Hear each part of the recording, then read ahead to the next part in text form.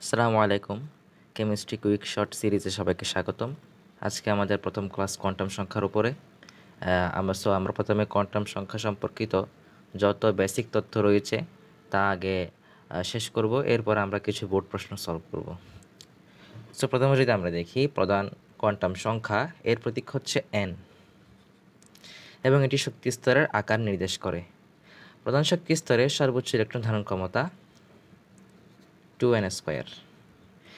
দ্বিতীয় নম্বর যদি আমরা দেখি সহকারী কোয়ান্টাম সংখ্যা, এর প্রতীক হচ্ছে L এবং এটি উপশক্তি স্তরের আকৃতি নির্দেশ করে।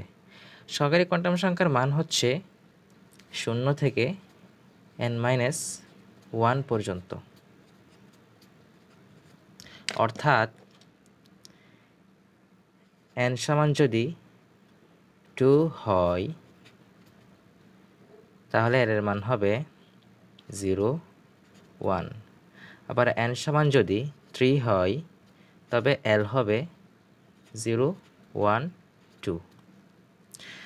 এরপর যদি আমরা আসি ম্যাগনেটিক বা চৌম্বকীয় কোয়ান্টাম সংখ্যা, এর প্রতীক হচ্ছে m এবং এটি অরবিটালের সংখ্যা এবং বিন্যাস নির্দেশ করে। m এর মান হচ্ছে 0 এবং ±L, অর্থাৎ L সমান যদি 2 হয় তবে m হবে +2, -2, +1, -1 এবং 0। আর যদি L সমান 3 হয় তবে m হবে +-3, +-2, +-1 এবং 0। এবং সর্বশেষে আমরা যদি দেখি স্পিন বা ঘূর্ণন কোয়ান্টাম সংখ্যা, এর প্রতীক হচ্ছে S বা ms। স্পিন কোয়ান্টাম সংখ্যা দ্বারা আমাদের ইলেকট্রনের ঘূর্ণনের প্রকৃতি এবং দিক বর্ণনা করা হয় এবং স্পিন কোয়ান্টামের মান হচ্ছে S সমান ±½ সো এইটা গেল আমাদের বেসিক আলোচনা। এখন আমরা আসবো আমাদের কিছু বোর্ড প্রশ্ন সলভে।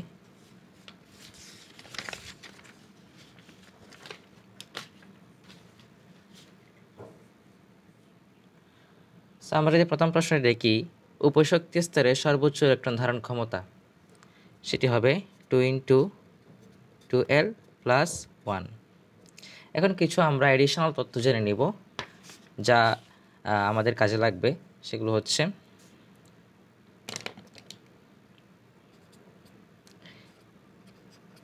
যে কোনো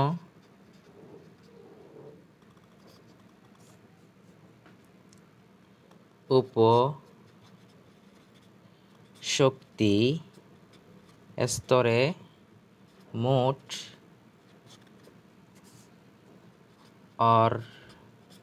অরবিটাল সংখ্যা সমান 2 × 2l + 1।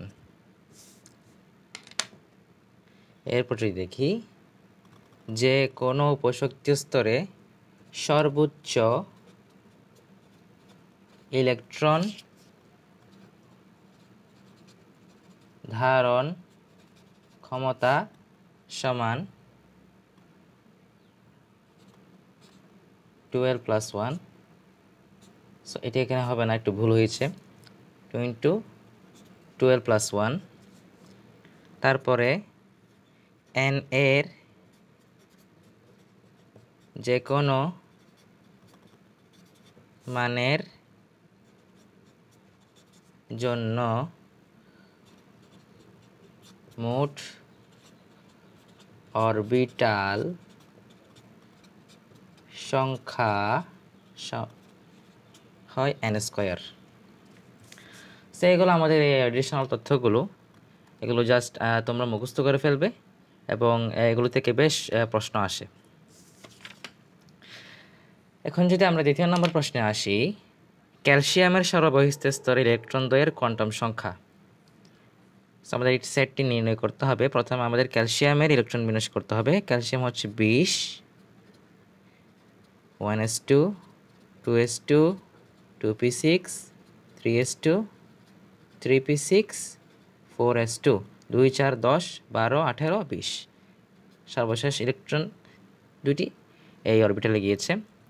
এখন যদি আমরা সেটটি বার করি n সমান হবে 4, যেহেতু সর্বশেষ ইলেকট্রন চতুর্থ স্তরে রয়েছে।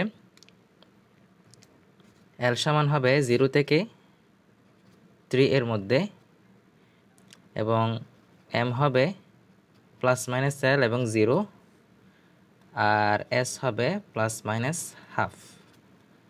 সো যেহেতু এটি এমসিকিউ এবং এমসিকিউতে 4টি অপশান দেওয়া থাকে, তোমরা দেখবে এই সীমার মধ্যে কোন অপশানটি মিলে। যে অপশানটি এই সীমার মধ্যে থাকবে সেটি হবে আমাদের কারেক্ট অপশান। সো এই গেল আমাদের 2 নম্বর কোয়েশ্চেন। এরপর যদি আমরা দেখি 3 নম্বর প্রশ্ন, কোনো পরমাণুর 22তম ইলেকট্রনের জন্য কোয়ান্টাম সংখ্যার সেট। সো এটিও সেম।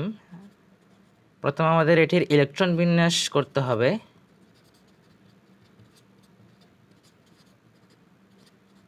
এরপর আমাদের এটির সেট নির্ণয় করতে হবে, অর্থাৎ n l m s এটি নির্ণয় করতে হবে এবং দেখতে হবে এই যা আমাদের মান আসে তার মধ্যে কোন অপশনটি আমাদের নির্ণীত মানের সঙ্গে মিলে। সো এটা তোমাদের জন্য হোমওয়ার্ক রইল। সো 4 নম্বর প্রশ্নে বলা হচ্ছে 3D অরবিটালের জন্য সহকারী কোয়ান্টাম সংখ্যার মান, অর্থাৎ 3D। আমরা জানি s হলে 0 হয়, p হলে 1, d হলে 2, f হলে 3। যেহেতু 3D দেওয়া রয়েছে তাই আমরা বলতে পারি d এর মান হবে 2। এটাই আনসার। এর পরের প্রশ্নে আমাদের বলা হচ্ছে নিচের কোন সংখ্যার সেটটি গ্রহণযোগ্য।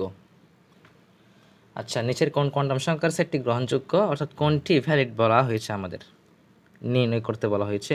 সো প্রথমে যদি আমরা দেখি n সমান 2 l সমান 2 এতটুকু পর্যন্ত ঠিক আছে, বাট m সমান গিয়ে -2 হয়ে গিয়েছে।